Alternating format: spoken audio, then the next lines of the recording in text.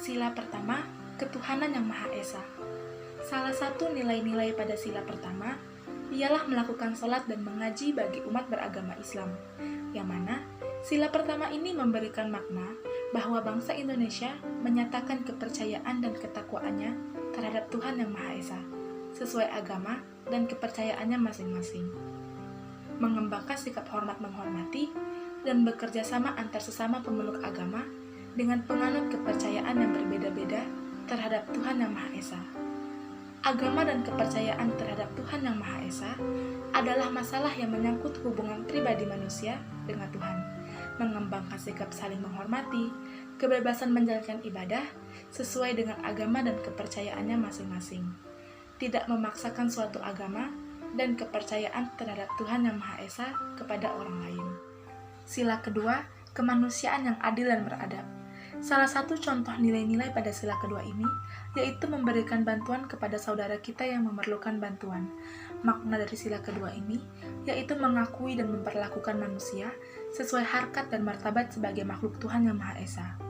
Di tengah pandemi COVID-19 yang melanda dunia, setiap negara dituntut untuk menunjukkan nilai-nilai terbaik dari ideologi kebangsaan dalam mengatasi pandemi itu, menggerakkan kebaikan di hati tiap orang untuk membantu melalui donasi dengan kekuatan media sosial, membentuk pembelajaran project-based learning, dan ujung-ujungnya memberikan donasi kepada orang-orang yang tertimpa musibah.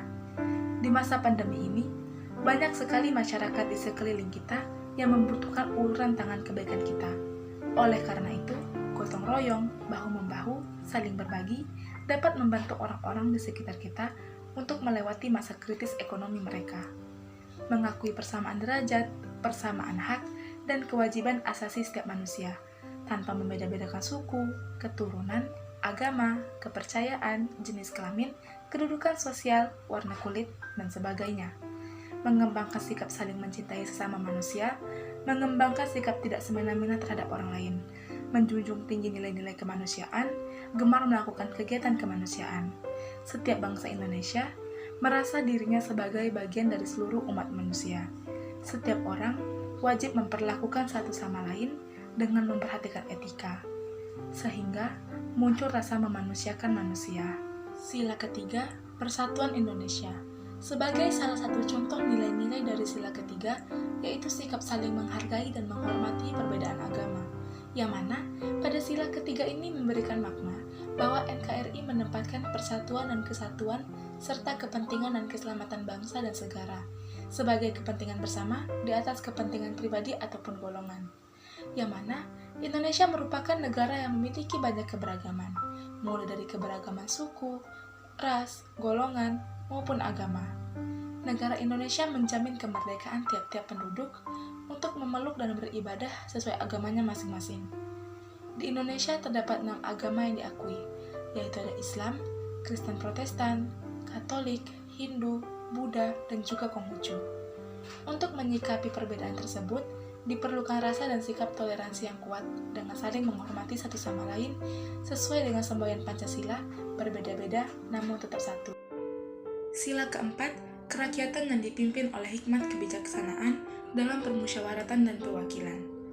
Untuk mendukung kebijakan pemerintah dalam menerapkan pembatasan sosial berskala besar atau PSBB adalah salah satu cara untuk meminimalisir penyebaran COVID-19.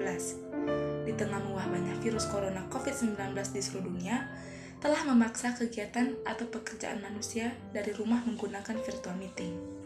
Virtual meeting adalah salah satu unsur pelaksanaan rapat, sekolah, meet up, kerja, bermusyawarah, dan lain-lain dengan jarak jauh saat situasi pandemik ini.